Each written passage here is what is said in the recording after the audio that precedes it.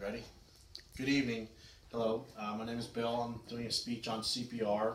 Um, Go ahead, everyone in the room, all the 8 adults are 18 and over. Say yes if you are. Yes. Okay. I'll go ahead and start my speech here. Like I said, it's on CPR. I'll start by saying that 25% of CPR, when they give CPR, 25% of people live. There's a lot of statistics I'll put out there for you, but just to start off, I'll try to be thorough. Provide you with, first of all, most CPR, you don't need advanced training or anything. You just need usually an 8-hour course for CPR. And it's a life-saving measure. Just usually it's cardiac problems, but there's also a little first aid in the course too. I'll go ahead and in this speech I'll talk about just the CPR course, then the methods of CPR, then the training, some of the certification, and finally the Good Samaritan laws for bystanders, which is lay people. I'll start off with that, like I said,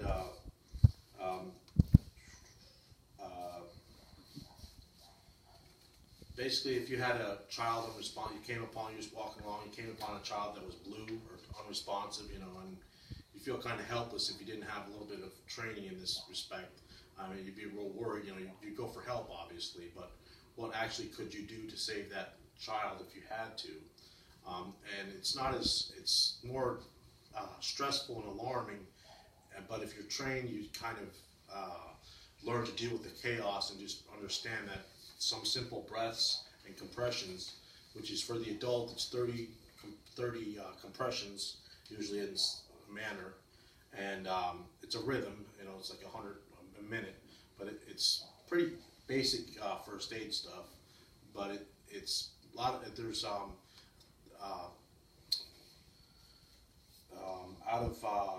there's 383,000 cardiac problems a year, 383 that outside of the hospital situation, and I better cite my statistics too. I get this from some articles I've come across on. Anyway, so the I was going to say for CPR courses, usually the American Heart Association or the Red Cross, they have a training course. It's a day. It's 8 hours, less than 8 hours. It depends on your instructor. Depends if you're recertifying. It's usually good for 2 years.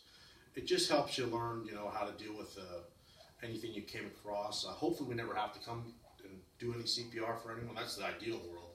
But like I said, sometimes you come across situations where, people can save a life. Does it cost anything to take that, Bill? Yeah, some instructors are it depends. You usually have the books. They give you books sometimes too. I mean, and they always update the books and stuff like that. The history of CPR, I don't know if that answers your question. It does cost some, depending on where you're going. But hospitals do it, and some schools do it. Your work might do it, and they discount usually. Obviously, work does it because they have the mannequins and the role playing and the people. They have the resources easier, I guess. I used to be an EMT. Yeah. 100 years ago. Oh. But I didn't know whether. Well, I was going to say the history of CPR though. It started. It was revived. They used it way. I don't know when. Then in the '60s, the name is Safe. I can't think. His name is Safe. It's an interesting name. He's a doctor, physician. Started using CPR and making it well known to hospitals, and it kind of went bigger and bigger, but it got smaller and then went bigger again. So it's kind of been odd that it's only from the 1960s that they've been actually using CPR. One of the reasons is because it's like when you're doing the chest compressions. It says, and my author here says, it's like 16% of the oxygen that you blow, to the breaths, I should say, the breaths you blow, 16% of oxygen goes in. Usually 21% is ideal, but it's enough to make you live until some help comes. They train you, of course, go for help, then administer CPR, and then they have a defibrillator too. I don't know if you heard of the AEDs or defibrillator, and the AEDs are in schools and government offices and stuff like that. It depends where you're at.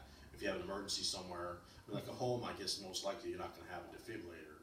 but you know, it's not. It's been pretty much ABC. You take the sticky pad and it shows you a big picture. Put sticker here, put sticker here. Then you turn the machine on and it says stand back, and it'll tell you. Zap. Yeah, tell you. It might tell you to zap, might not. It says analyzing heart rhythms, Right. because it could be.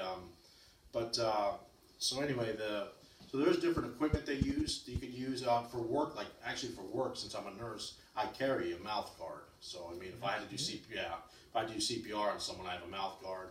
But they have. I mean, there's different. I guess there's Do It they depends still on say that if you were in a situation where you didn't have that guard, that you can use something like a handkerchief or a Kleenex? I mean, I think so. I mean, They used to teach that. I just make sure didn't- you give me the time, hon. I'm gonna. 5:50. Okay, so I'm gonna wrap it up. A little bit, but like I said, we talked about some methods. We talked about the training for the thing.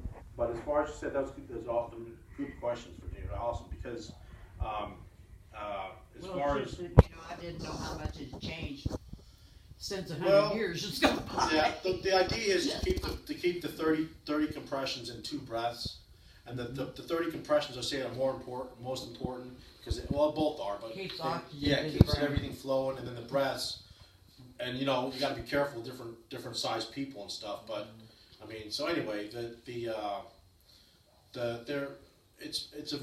a system. And, I was going to say that, like I said, usually if you're going for help, usually it has a couple of minutes seems like forever sometimes. But Yeah. but anyway, the point of it is it's important to take the time to learn, because you never know if a loved one especially has a problem, or if and even a stranger. I mean, in some ways, I mean, you never know whether but Yeah, you feel like you should do something or try to do something. yeah, and like I said, the Good Samaritan laws in Nebraska, they help with. They're not liable. You're not liable as long as you're not detrimental. As long as you're trying to help, and you're. But so like I said, I mean, you could check with the college and see if they have a course, or check with the school, or check with the hospital, because it is a worthy thing to it can save a life, and it's not that much invested actually to learn about saving. I believe they had him down here at the library a year ago. I think it was. I took Well, it Vicky's maybe actually longer, certified. who knows. She's actually certified to teach CPR. Yeah. Thank you for your cooperation and time. That's all I had. So very good. Enjoyed it. Thanks for coming, guys.